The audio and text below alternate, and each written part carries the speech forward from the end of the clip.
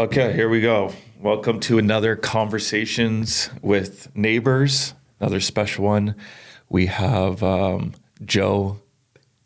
Just tell me. Bentolila. Before we started, I said brutal at last name, so it might be simple for others, but tricky for me. Bentolila. Lila. There you go. You got it. Hang on. I got a little bio here. He's a leader, advocate, and game changer in the world of minor hockey. Joe's story is one of passion, purpose, and dedication. Unlike many Canadians, Joe didn't grow up around the rink, but found his love for hockey at the age of 10. A love that would shape his life and his commitment to the sport. Today, he's not only helping kids grow on the ice, but also ensuring hockey remains accessible, inclusive, and a positive experience for everyone in our community. We're going to dive into his journey, his leadership in Aurora, and how he's making a lasting impact both off and on the ice. Welcome. Welcome. Thanks for having me.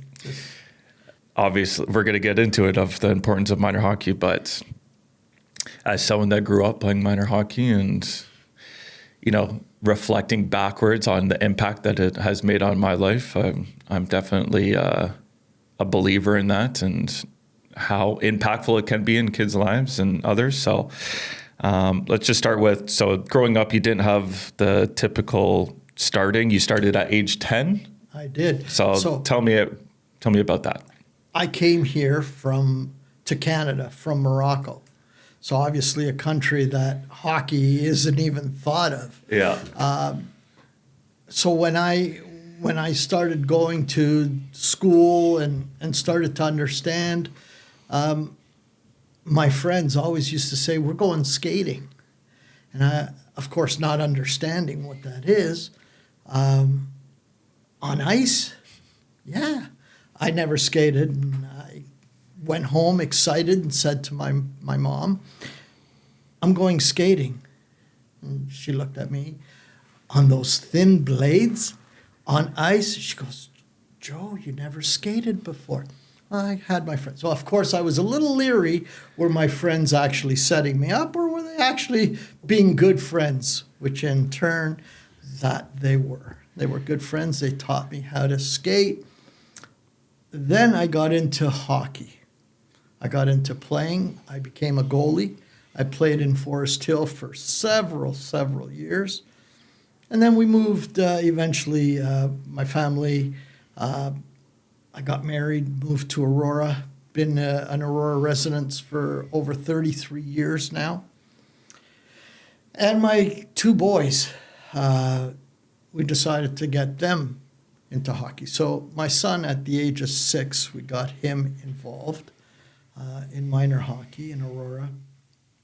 And I was just observing, just watching how things went, and really enjoyed minor hockey.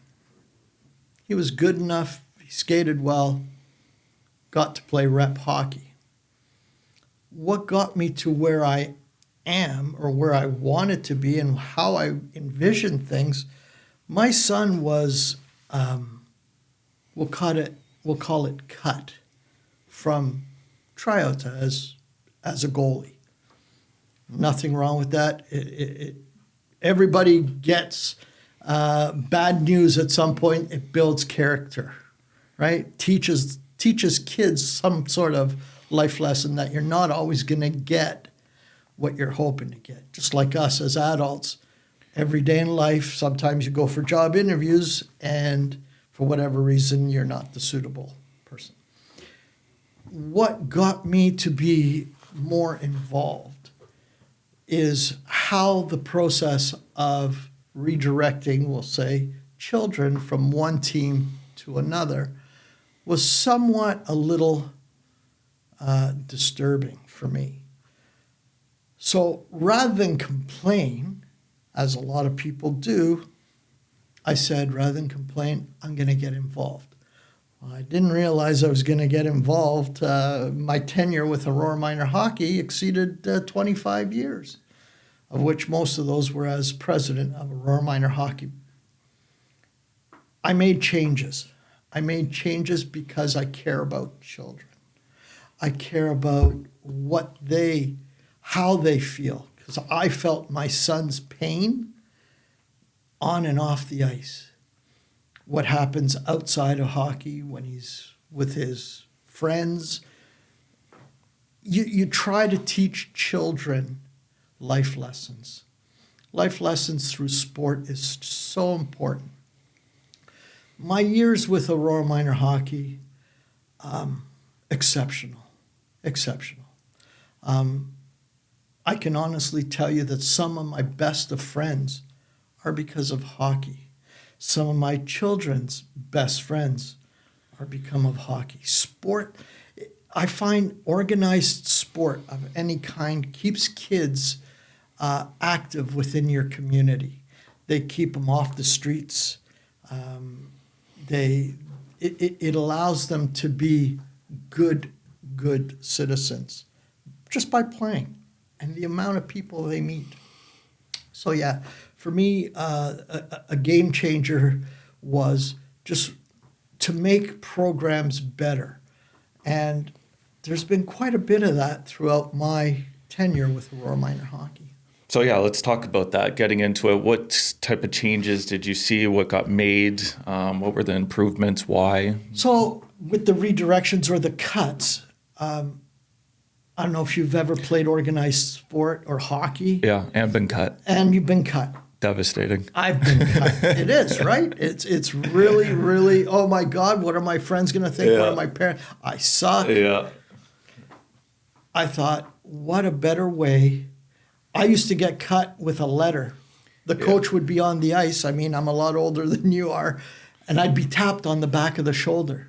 We'd have our bags outside. We'd skate off the ice. And we would call it a day. Yeah. And I'd be cut. We'd have I've been cut with a letter. The letter. Yeah. I've seen, we used to do it with the names on the board. The kids would all walk out of the, we'd used to call it the walk of shame. Yeah. When they'd go into so that process. That's what you wanted. That was a thing that needed to be changed. It did. So I said there was ways that we could do this. There was once I tried the letter process, but the coach would have to wait outside of the facility. Child, parents in their vehicle, they drive up, receive their letter, be on your way. And I thought, there's got to be a better way. The way it's happening still to this day that was implemented is every player buys a tryout passport. They go try out. Their passport has a number associated. That passport is associated to that player and that player only. It's posted on our website. Nobody knows, unless you share that information with somebody, nobody knows who that child is. We have a strict rule that those numbers aren't altered until school's done, so that the kids are not fiddling with their cell phones looking to see if the list has been updated. If your number shows up, keep coming. Yep. If it's not, it'll appear. So if you went for AA, it's now going to appear in A, and so on and so forth. So it gives those kids the ability to be home with their family so that the parents can be supporting their sport. Yeah. That's rather than all the kids. Something I didn't think about until right now, but it's definitely a impactful process, and obviously change had been made. And that's just one of the changes. In the last 10 years. The longest walk in the world is from the dressing room with the coach, getting cut through the rink into your car. And all the parents are sometimes lined up or in the lobby, or the kids are there like all looking at your dad, like, and you got tears running down your face. So right away, oh my God, little Johnny. Yeah. Well, just a very quick synopsis with my son, who was a goalie. The coach's son was a goalie, and there was just my son and another goalie left. My son was a chatterbox in the dressing room, so he's always the last one out. So the Aurora Leisure Complex has a room upstairs where the coaches would sit, the kids would line up on the staircase and walk in and have to walk down the staircase. Well, of course, my son being the last one at the bottom of this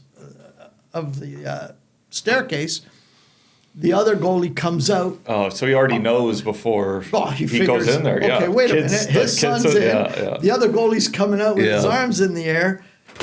Tears are running down his face before he even gets upstairs. That sucks. So it did. And I said, you know what? This cannot be happening. Not just because but to children. Yeah. Right. We've got to find a better. And this has been fantastic. Yeah. Because it's as personal and as private as you want to keep it as a family. And so we've talked about like the importance of minor hockey and, for kids and growing up, but I just keep hearing, now I've been out of minor hockey for a long time. I'm about to have my first kid in a couple of weeks here.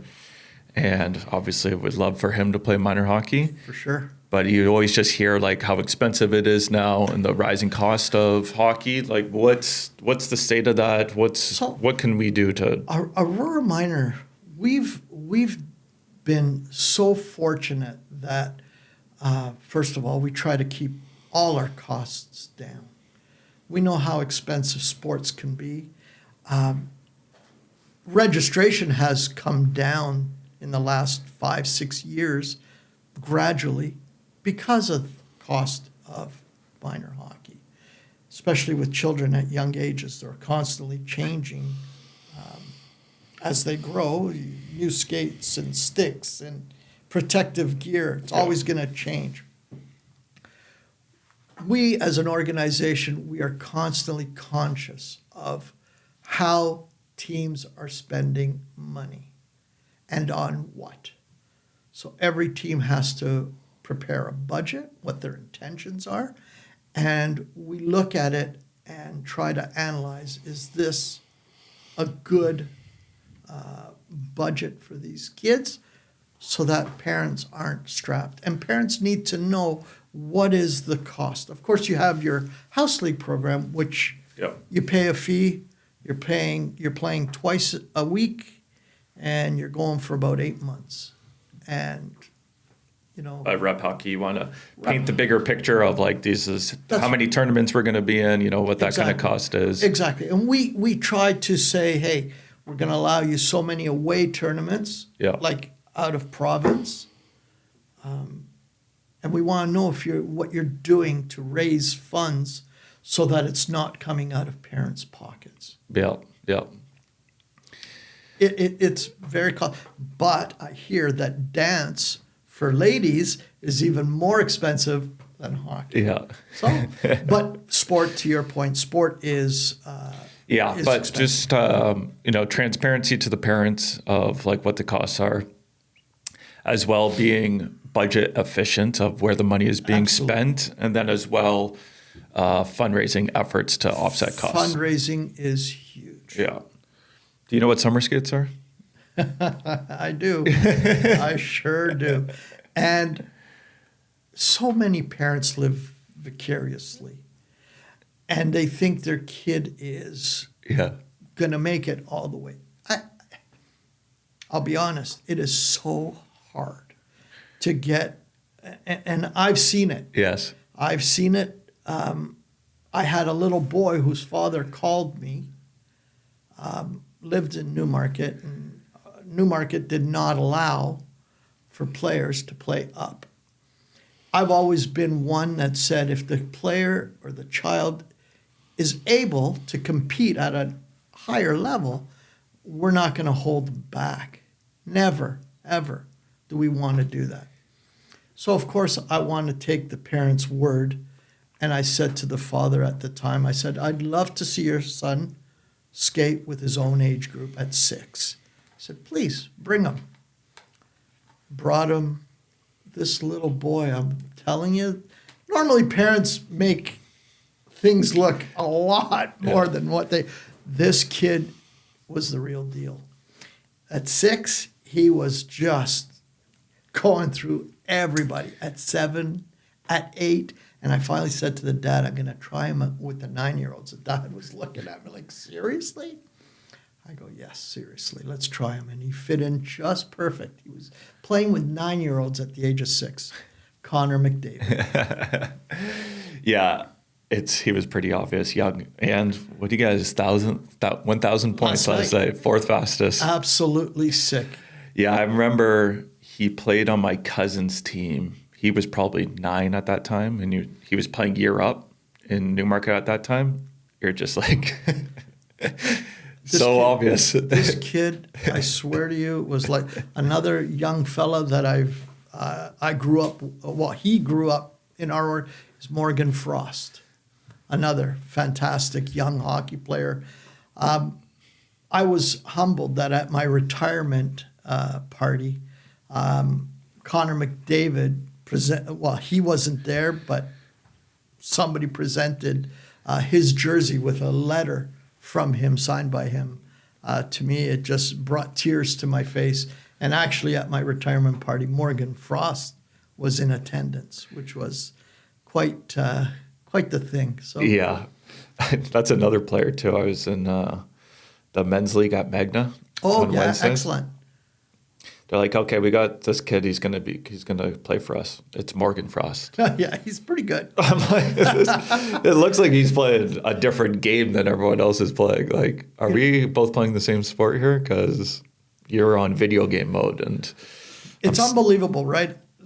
And you could see it when you go through all the levels of hockey. And I'm sure it's like this for almost any sport.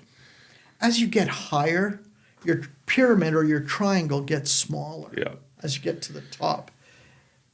With hockey, as you go higher in levels, the puck stays on your stick less. Yeah.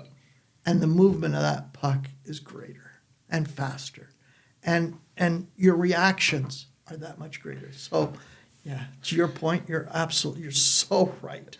Yeah, another thing playing in that Magna League, like my highest was playing rep hockey, but you see so many players in that league, which was like college players, Europe players, AHL players, NHL players, and even NHL players that aren't fully in a lineup, and it's just like they're all so good at hockey, and they're still like can't break to be like a full timer NHL player, which is just so many different aspects to take.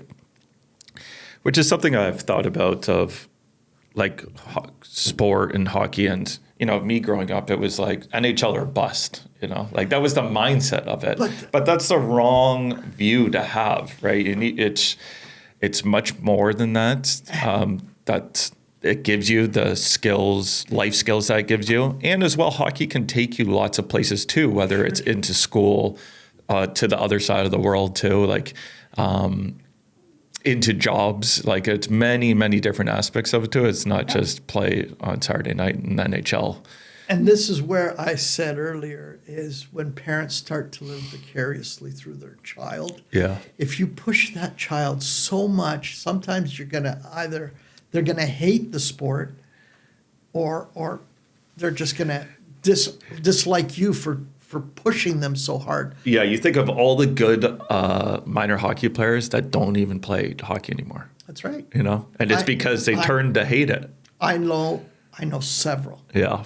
I know several that played a few games in the NHL and just recently have said, I'm done. I'm done with hockey. Yeah. I see kids that quit at the age of 13. They have different wants, especially for boys, right? They start growing, girls start coming into the picture, and school starts to get a little more difficult, and they want to continue their education. And then sometimes parents get so upset that, what do you mean you're quitting hockey? Yeah.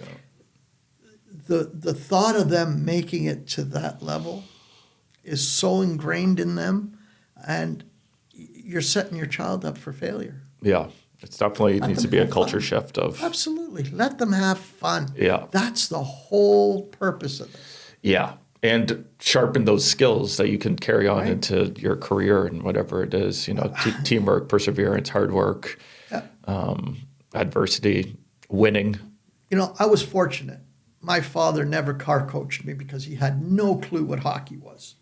Never got car coached.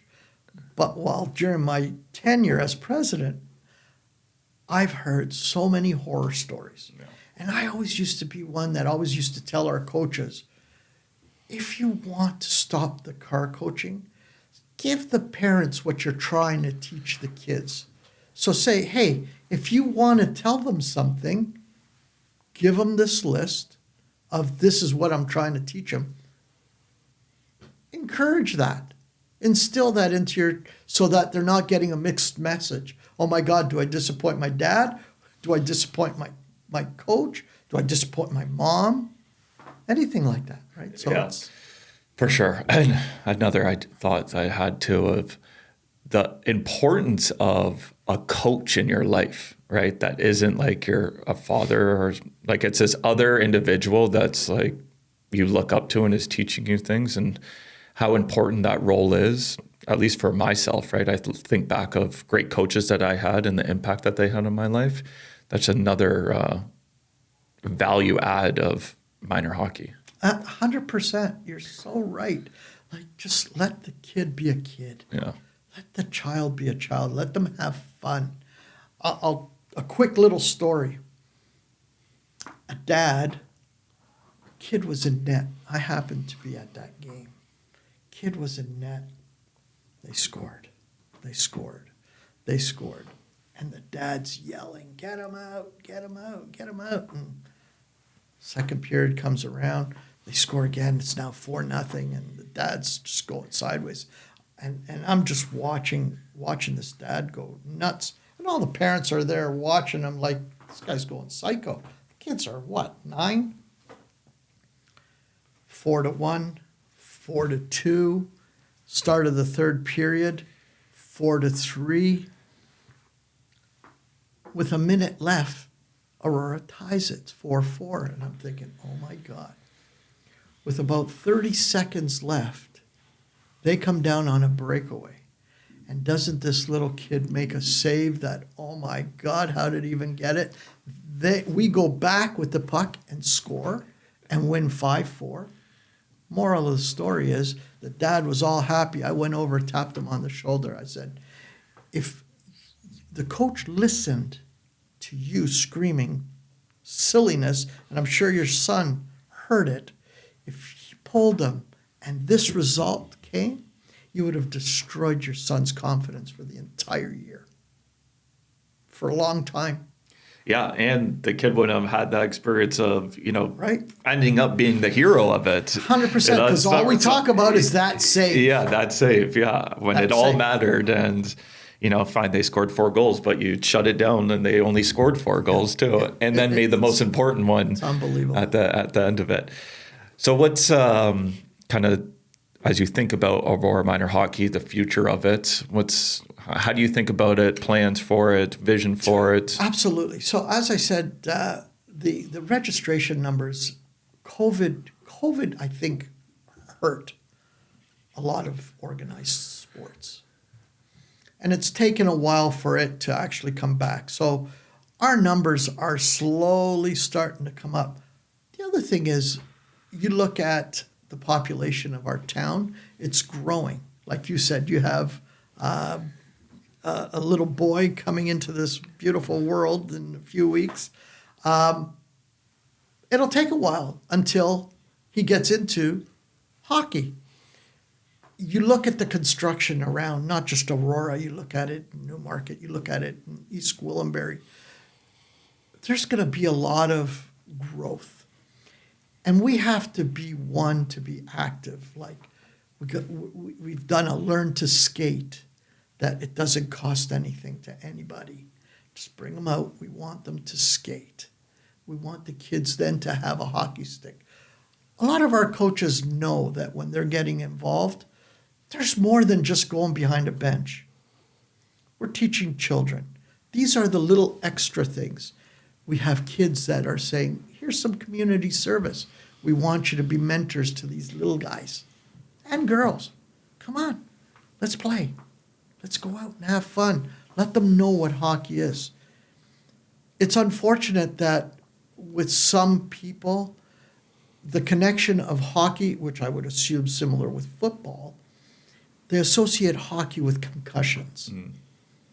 A child could get a concussion anywhere. School, you fall off a monkey bar, bonk your head. That player could be concussed. It's not just always hockey or any other sport. You get concussions. About 10 years ago, I've been lobbying with the Ontario Minor Hockey Association, as well as the Ontario Hockey Federation, to have a representative component of non-checking. You may have heard that about 4 years ago, the GTHL got rid of body checking at their A level, and it's only at the AA level. After 7 years of constantly hammering the Ontario Minor Hockey Association, they've agreed and have seen the want for non-checking, for a non-checking component. Here's why. You could be an incredibly skilled player, could be small, you could be leery of body checking. It's not really for me. I'm not a big guy. I don't want a body check. I want to take that player. I want to take you out of our house league program, put you in a rep program with more skilled players without any body checking. After all, we're all going to, the majority of us are going to men's league. Yeah. Right? You always end up Or what do we call it? Beer league? Yeah. Everyone ends up in men's league. Right. Yeah. And let's face it, we all have to work the next day. So none of those shenanigans, you want that to be instilled in these kids.